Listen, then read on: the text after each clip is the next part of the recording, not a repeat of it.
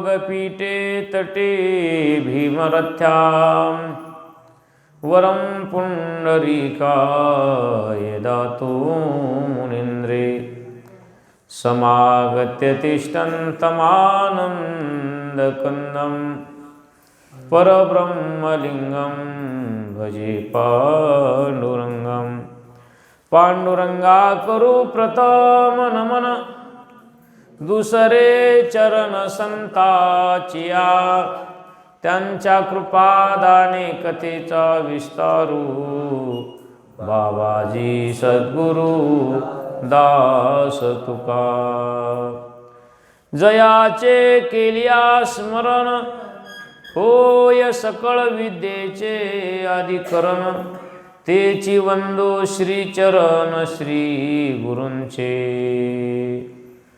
गोपाल कृष्ण भगवान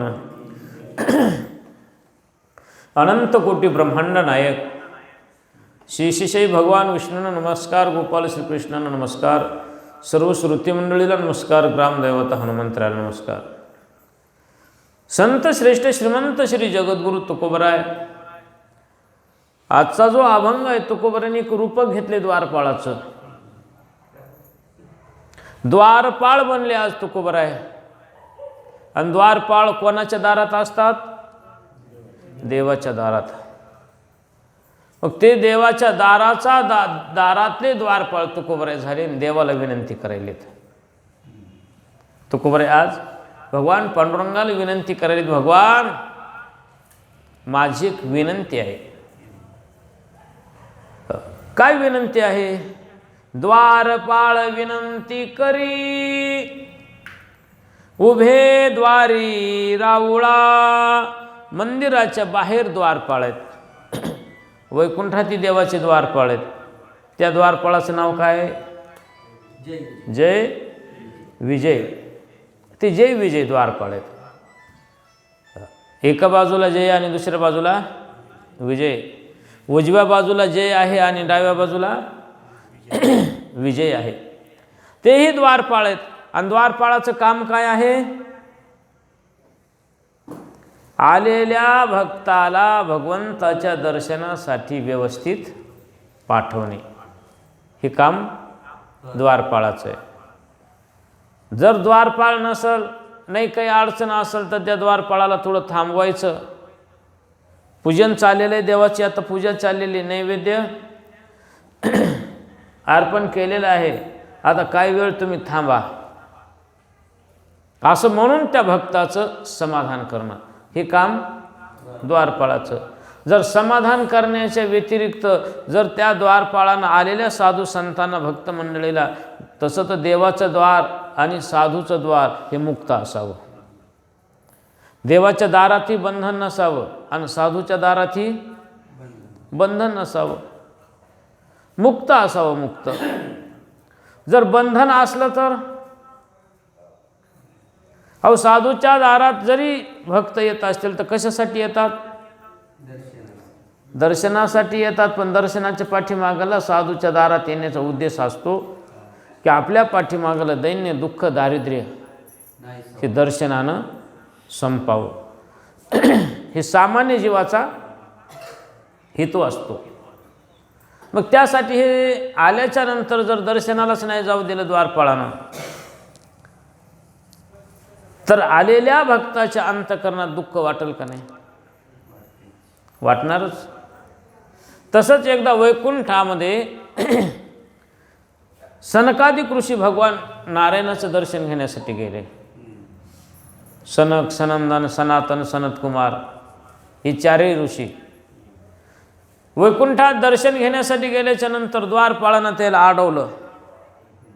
ही विनंती करू लागलेले, जाऊ दे आम्हाला, कारण दर्शन घ्यायचे आम्हाला.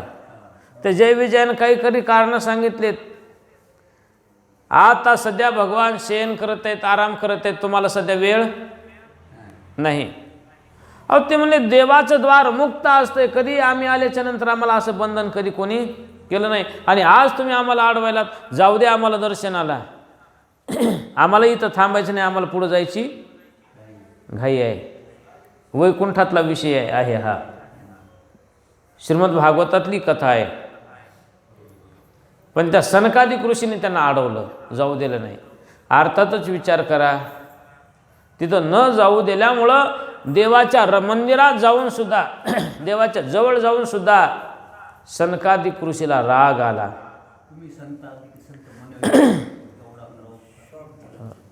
राग आला. मग राग आला तर कशामुळं आला राग? जाऊ दिलं नाही म्हणून. बरं ठीक आहे, नाही जाऊ दिलं तरी काही हरकत नाही, पण देवाच्या दरबारात गेल्याच्या नंतर राग अजिबात येऊ नये. मंदिरात आल्यावर राग, जरी आपल्या जवळ राग नाही असं नाही, प्रत्येकाजवळ राग आहे, पण तो राग सत्याला काय करायचं? लॉक करायचं. किती वेळ? कमीत कमी भगवंताचं दर्शन करून आपण बाहेर निघूस तर तरी त्या रागाला काय करा? लॉक करा. काय होते जर मंदिरात राग आला तर? विचार कर, एवढे मोठे साधू आहेत, देवाच्या दर्शनाला आले, जय विजयानं अडवलं, जाऊ दिलं नाही, तर त्याला राग आला. परिणामी राग आल्याच्या नंतर त्या रागाच्या भरात त्या जय विजयाला सनकादिक ऋषीने शाप दिला. तुम्ही 3 जन्म राक्षसाच्या योनीत जन्मताल. शाप दिला हे खरं झालं रागामुळं. बरं, शाप दिल्याच्या नंतर तरी देवाचं दर्शन आज जाऊन झालं का? मग नाही झालं. स्वतः भगवान म्हणले, कामी क्रोधी लोभी,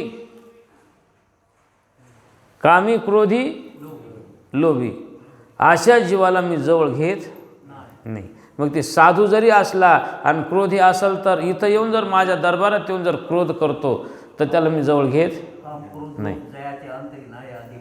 काम क्रोध लोभ जयाचे अंतरी नाही अधिकारी ऐसा येथे, किंवा काम क्रोध लोभ घेऊन या संगे परमार्थाशी निघे तोची मूर्ख. किती महत्वाचं वर्णन आहे. 3 विषय सोबत आणू नये मंदिरात येताना: काम, क्रोध आणि लोभ. 3 गोष्टी मंदिरात आणायच्याच नाही.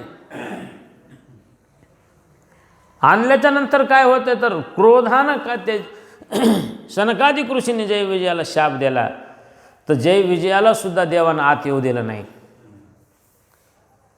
भगवान बाहेर आले आणि दारात दर्शन दिलं, सनकादिक ऋषीला पण घरात येऊ दिलं नाही. कशामुळं? राग आहे. म्हणून आज हे द्वारपाळाचं रूप घेतले जगद्गुरु तुकोबरायांनी. आणि ते द्वारपाळ तुकोबराय झाले. सध्याच्या काळात हे द्वारपाळ भरपूर आहेत. ऑफिसला गेल्याच्या नंतर दारावर खूप द्वारपाळ बसलेले असतात. जरी साहेब आत असले तर ओ कुठं निघाले? साहेबाचं भेटायचे नाही, सध्या साहेब बिझी आहेत, मीटिंग चालू आहे साहेबाची. पुन्हा मग दुसरं एवढंच नाही, आणखी त्याचे वरिष्ठ अधिकाऱ्याचं नाव सांगायचं आणि त्यांच्याशी साहेब बोलायलेत. अहो आमची फाईल आहे, सही घ्यायची साहेबाची. नाही सदा एक तास जमत नाही, आम्हाला घाई आहे, वेळ नाही. मग त्या फाईलच्या खालून एखादी नोट लावली ना, मग आत कोण साहेबाला घाई नसती, आत कोणते वरिष्ठ अधिकारी बोललेले नसतात, आणि ती सरकन फाईल टेबलवर जाते साहेबाच्या. ही द्वारपाळ. अशा द्वारपाळाला शाप दे बसणं हे काही अवघड नाही. नवनाथ ग्रंथामध्ये वर्णन केले वैभव महाराज, 7 जन्माचं तुंबळ पाप वाढल्याच्या नंतर तो व्यक्ती द्वारपाळ होतो. 7 जन्माचं तुंबळ पाप वाढल्याच्या नंतर तो व्यक्ती द्वारपाळ होतो. जर पाप नसेल वाढलं तर द्वारपाळ होत नाही. पण आज तुकोबराय जरी म्हणत असले मी द्वारपाळ झालो, पण तुकोबरायांनी द्वारपाळाचं काय केले? रूपक घेतले. बरं, रूप घेतल्याच्या नंतर तुकोबारायांनी या वेशामध्ये काय देवाकडे विनंती केली? एकच विनंती केली, तुम्हा आपुलिया शरणागता वाहो चिंता न द्यावी. एवढं चांगलं काम जर द्वारपाळाने केल्यावर त्या द्वारपाळावर कोणी रागवणार नाही आणि त्याला कोणी शाप देणार नाही. पण द्वारपाळानं चांगलं असं तुकोबऱ्यासारखं काम करावं. तुकोबऱ्याने एकच विनंती केली, देवा तुमच्या दर्शनाला जे तुम्हाला अनन्य भावाने शरणागती आलेले जे काही भक्त आहेत, साधू संत आहेत, हे जे तुम्हाला शरणागती आलेत का, एक काम करा ना देवा. हळूचकन विनंती केली, मोठ्यानं नाही बरं, हळूचकन विनंती केली. बाबा लवकर माणसाला हां विनंती एवढं ऐकावं लागते बरं. ठीक आहे, काय म्हणता तुकोबाराया? भगवान एकच काम करा, वाहो चिंता न द्यावी. भक्ताच्या पाठीमागली काय करा तुम्ही? चिंता दूर करा. आणि भक्ताच्या मागली चिंता दूर करा म्हणल्याच्या नंतर नामदेव महाराज सुद्धा एका ठिकाणी म्हणले, अकल्प आयुष्य व्हावे तया कुळा, माझ्या सकळा हरीच्या दासा. कल्पनेची बाधा न हो कोणे काळी, संत मंडळी अहंकाराचा वारा न लागो राजसा, माझ्या विष्णुदासा भाविकाशी. नामा मने तया असावे कल्याण, ज्या मुखी निधान पांडुरंग. म्हणजे तिथं सुद्धा सांगितलंय कल्पनेची बाधा न हो कोणी काळी. आणि ही संत मंडळी, मला एक जण म्हणला, महाराज तुम्ही नेहमी म्हणता ही संत मंडळी सुखी असो, संत मंडळी सुखी असो, आणि बाकीचे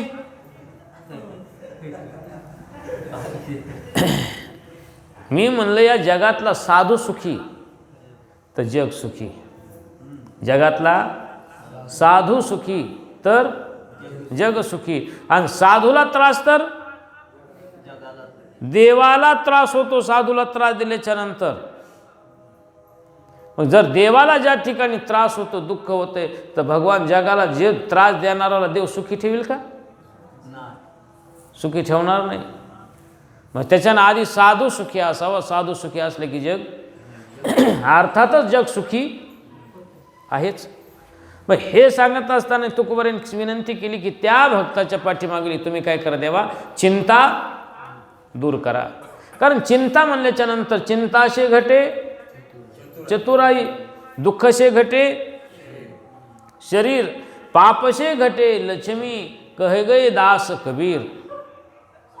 मग चिंता म्हणले की आता एखाद्या वेळेस बाबाला तर कोणती चिंता नाही, पण बाबा उगच विनाकारण असं काय विचार करीत बसतात की त्याला पटकन म्हणावं होतं बाबा. म्हणजे चिंता म्हणले की माणसाचं काय विचार, ज्याच्या पाठीमागं चिंता रोग लागलाय त्या व्यक्तीला पाहतो मी, ते वाटेनं चलत असताना सुद्धा मनालाच हात इकडे करेल, मनालाच बोलल, मनालाच नाही म्हणेल. असे हात पाहतो मी. एखाद्या निरीक्षण केलं पाहिजे माणसानं. बसलोत ना आपण, या समाजातील बारक्या पॉईंट्सचं निरीक्षण केलं पाहिजे. समाज असे विकृतीकडे का जातो, याच्या पाठीमागं काय लागलेलं आहे? चिंता आणि चिता दोन्ही समान आहेत, फक्त फरक एवढाच आहे, चिता ही मेलेल्या माणसाला जाळते आणि चिंता ही जिवंत माणसाला जाळते. आपल्या शेतात लावलेलं झाड एखादं खूप सुंदर लागलेलं असतंय, इतकं चांगले झाड लागलेलं आहे, इतकं चांगलं झाड लागलेलं आहे की आपल्याला त्याचा आनंद वाटायला आहे. पण अचानक ते झाड वाळायला सुरुवात होते. वरून तर झाड चांगलं आहे, काही नाही, पण का झाडात वाळत असेल होईल? याच्या पाठीमागं कारण त्या झाडाच्या मुळाला आजार आहे. मग ते कापसाचं झाड एक जणानं इतका चांगला कापूस डोक्यात इतकं 100-150 बोंड त्याला उपटू वाटणं, उपटून पाहिलं तर मोठ्याला त्याच्या खाली काय झाले ऐता आळ्या आहेत ओमनी आळी. म्हणजे त्याच्या पाठीमाग काय लागली ती चिंता. चिंता रोग लागलाय. म्हणजे जसं त्या झाडाच्या पाठीमागं तो रोग लागलाय तसं जिवंत माणसाच्या पाठीमागं चिंता लागली ना, तर ती चिंता माणसाला तृप्तीचं जीवन जगू देत नाही. सदोदित ते विचारतच राहते. एका राजाला चिंता लागली. तसं तर वैष्णवानं चिंता करूच नाही. नारदाला चिंता लागली होती, पण चिंता कशी करावं, नारदासारखी करावं. पण आपण नारदासारखी चिंता करत नाहीत. चिंता आपण व्यवहारी जीव वेगळी करतो. जशी त्या राजाला चिंता लागली. मी नारदाचं तुम्हाला उदाहरण सांगतो. पण एका राजाला चिंता लागली. कशी लागली, एके दिवशी त्यानं प्रधानजीला बोलवलं. प्रधानजी, आपल्या कोशागारामध्ये किती धन जमा हे पहा, आणि ते आपल्याला किती दिवस पुरल. प्रधानानं त्याला 4-8 दिवस ताळेबंद केला. त्याचा ताळेबंद करून राजेसाहेबासमोर हजर केला. हजर केल्याच्या नंतर राजेसाहेबाला सांगितलं, राजेसाहेब हा ताळेबंद आपल्या धनाचा. बरं ठीक आहे, मग किती पिढ्या पुरल. म्हणजे तुमच्या 14 पिढ्याला हे प्रॉपर्टी धन पुरतंय, एवढी तुमची प्रॉपर्टी आहे. 14 पिढ्याला पुरते म्हणल्याच्या नंतर त्या राजानं विचार केला आणि डोक्याला हात लावला. म्हणला, देवा देवा देवा, माझ्या 15व्या पिढीचं कसं होईल. आणि जे विचारात पडला राजा, कितव्या पिढीचं, 15व्या पिढीचं. विचार करा, राजाला विचार नाही की आपलं आयुष्यच किती आहे. आपल्या आयुष्यामध्ये आपण आपला विचार करावं. पण 15व्या पिढीची विचार आज राजा करीत बसला, तर काही विचार करा मांडायले प्रधानजी मांडले सभेत की राजानं डोक्याला हात लावून बसावं. जेवण बंद झालं. कोणी बोललं, राणी बोलली तरी चिंताच, प्रधान बोलला तरी कोणते न्याय नाही, निवाडा नाही, सगळी राजाला चिंता लागली. आणि मग मात्र एके दिवशी राणीनं प्रधानजीला विचारलं, प्रधानजी काय झालेलं असेल राजेसाहेबाला. राजेसाहेब प्रधानजीनं सांगितलं, राणीसाहेब राजेसाहेबाला आपल्या चिंता रोग लागलाय. कशाचा. म्हणले त्याला 15व्या पिढीची काळजी पडली. त्यांनी सांगितलं आपला ताळेबंद जमा करा. ताळेबंद सादर केला तर 14 पिढ्याला धन पुरल, इतकं धन आपल्याकडे आहे.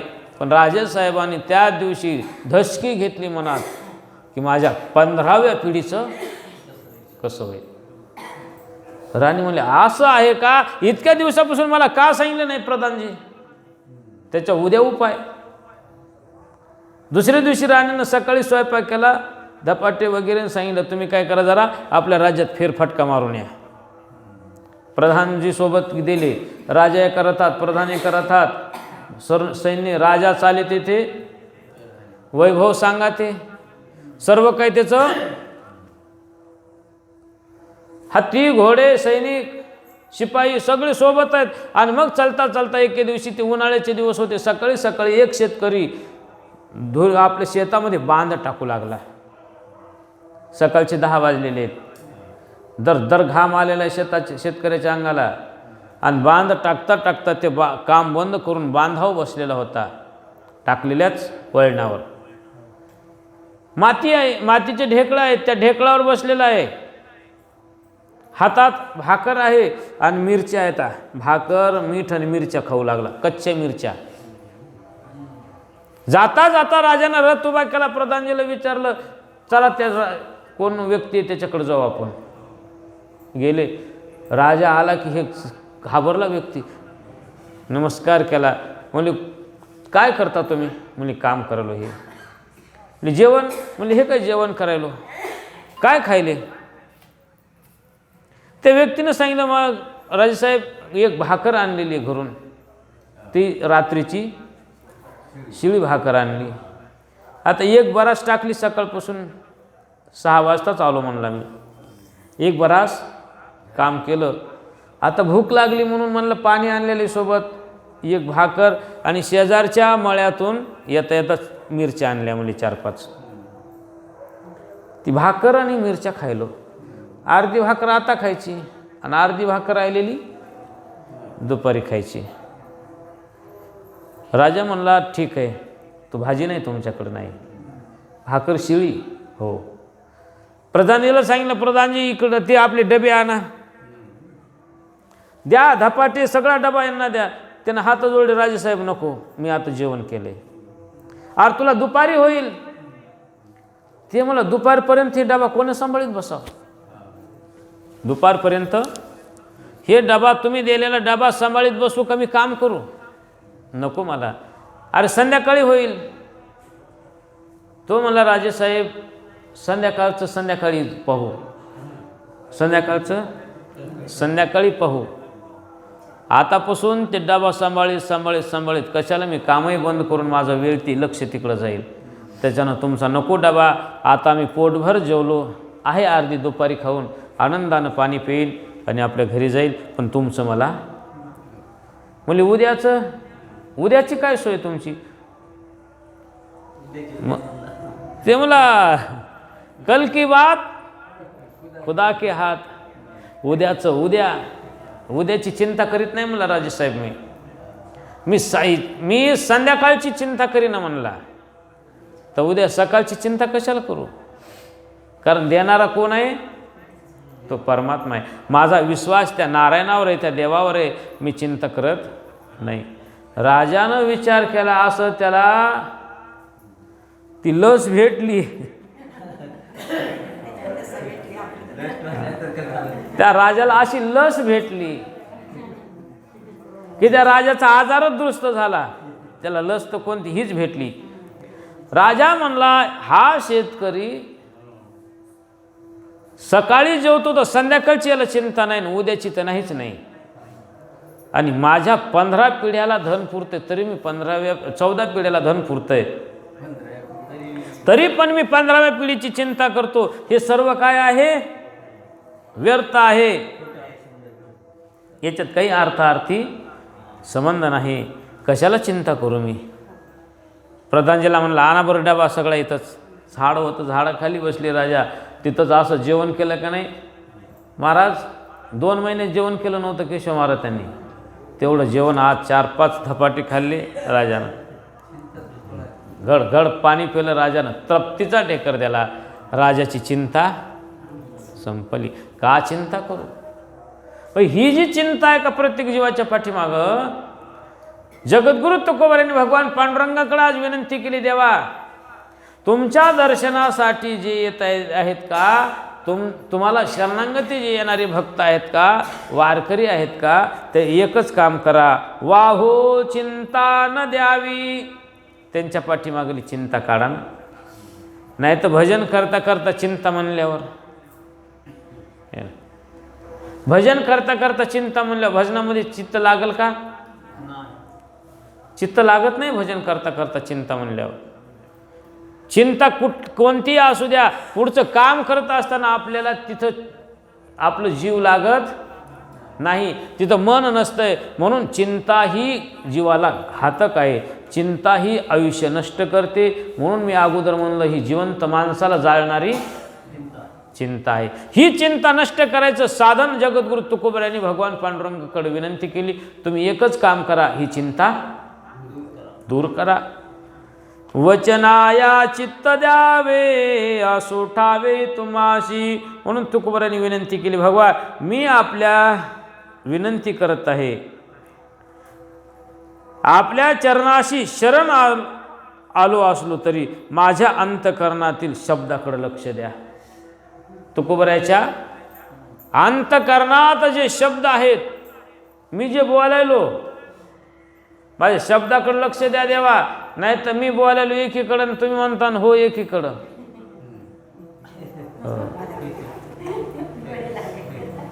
पुन्हा म्हणा बाबा कस काय, तर म्हणजे कालचं बरं आहे. याच्याकडे लक्ष द्या, माझ्या बोलण्याकडे लक्ष द्या देवा, दुसरं काही पाहू नका. कारण चिंता ही संपली पाहिजे. नारदाला एकदा चिंता पडली.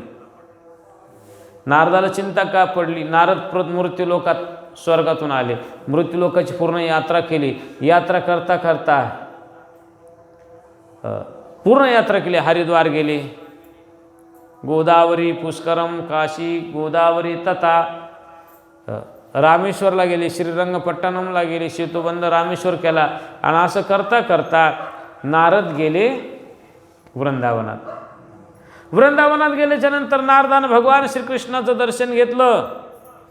राधे राधे राधे राधे करीत नारद निघाल्याच्या नंतर नारदाला एक रस्त्याच्या काठाला एक स्त्री, दोन आपल्या मांडीवर दोन पुरुष होते तिच्या. ही स्त्री सुंदर आहे, तरुण आहे आणि ते दोन्ही पुरुष मात्र म्हातारीत, वृद्ध आहेत, वृद्ध. आणि असा मोठ्यानं श्वास टाकायलेत, हा कुथू लागले मोठमोठ्यानं. नारदानं कुतूहलानं पाहिलं आणि नारद निघाले. निघाल्याच्या नंतर त्या स्त्रीनं नारदाला आवाज आला, ओ महाराज, महाराज, भो भो साधो क्षणम तिष्ठ मच्चिंतामपि हारया. त्या स्त्रीनं सांगितलं, महाराज तुम्ही साधू आहात ना? हो. मग साधू म्हणल्याच्या नंतर एक काम करा ना, माझी चिंता दूर करता का? कारण जीवाची चिंता दूर करणारे कोण आहेत? साधू आहेत. माझी चिंता दूर करा ना. भागवतातला विषय आहे वैभव महाराज, हा भागवत महात्म्यातला विषय आहे. नारद म्हणले, बरं काय चिंता आहे? म्हणजे हे कोण आहे तुमच्या मांडीवर आहेत ते? ती म्हणली माझी मुलं आहेत. मुलं? हो. मग मुलं कसं काय? तुम्ही तर तरुण दिसायलात, मुलं तर वृद्ध दिसायलेत. म्हणजे ही तर भानगड आहे ना. म्हणजे तुमचं नाव काय आहे? तिनं सांगितलं, माझं नाव भक्ती आहे.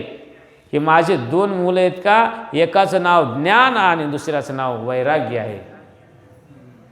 भक्तीला दोन मुलं आहेत बाबा, आणि त्या दोन भक्तीच्या मुलाचं नाव आहे, एकाचं ज्ञान आणि दुसऱ्याचं वैराग्य. मग याची अशी अवस्था का झाली? ती म्हणली, माझं दुःख तर ऐका ना महाराज, आधी माझं सांगणं झालं नाही. बरं सांगा. माझी उत्पत्ती दक्षिण भारतात झाली. उत्पन्ना साहे द्रविडे साहे उत्पन्ना वृद्धिम कर्नाटके गता. ती म्हणली माझी उत्पत्ती दक्षिण भारतात झाली, वाढ कर्नाटकात झाली, महाराष्ट्रात भक्तीचं स्वागत झालं. उत्पत्ती दक्षिण भारतात झाली, वाढ कर्नाटकात झाली, स्वागत भक्तीचं महाराष्ट्रात झालं. आणि महाराष्ट्रातून ही भक्ती गुजरातमध्ये गेली. गुर्जरे जीर्णताम गता. गुजरातमध्ये गेल्यावर ती जीर्ण झाली. गुजरातमधून ती भक्ती वृंदावनात आली. आणि वृंदावनात आल्याच्या नंतर भक्तीला चैतन्य प्राप्त झालं, पण तिचे लेकरं जीर्ण झाले. म्हणजे माझी चिंता दूर करा. नारद म्हणे, त्याला काय आता? वेदाचे पारायण करायलेत नारद. जे वेदाचे पारायण करताना ते दोघं उठून बसायचे. आपली कथा संपली की म्हणतो ना, पुंडलिक वरदा हरी विठ्ठल श्री ज्ञानदेव. किती पटकन पुन्हा खाली मानात टाकायचे. हजारो पारायण केले नारदानं. नारद म्हणले, नसलेलीच भानगड झाली म्हणले. उग म्हणले, या बाईनं बोलवलं म्हणून मी आलो, नसतो आलो तर बरं होतं, तर कशाला भानगडीत पडलो असं. पण एकदा हातात काम घेतलेलं साधू अर्धवट सोडत नाही. नारद तिथून उठले, त्या भक्तीला सांगितलं, तुम्ही थोडं थांबा, मी याच्यावर, कारण आता ही ट्रीटमेंट आमच्याच्यानं होत नाही. आता माझ्यापेक्षा MD डॉक्टरकडे जावं लागल. आणि मग नारद तिथून बद्रीनारायण आले. तिथं आल्याच्या नंतर तिथं सनकादिक ऋषीचा सत्संग चाललेला होता. नारद गेले आणि एका कोपऱ्याला बसले, डोक्याला हात लावून बसले. त्यावेळेस त्या सनकादिक ऋषींनी बद्रीनारायणाच्या ठिकाणी नारदाला विचारलं, कुतश्चिंता तरो. नारदा, का चिंतित आहात? तुम्ही तर वैष्णव आहात, साधू आहात आणि चिंतित.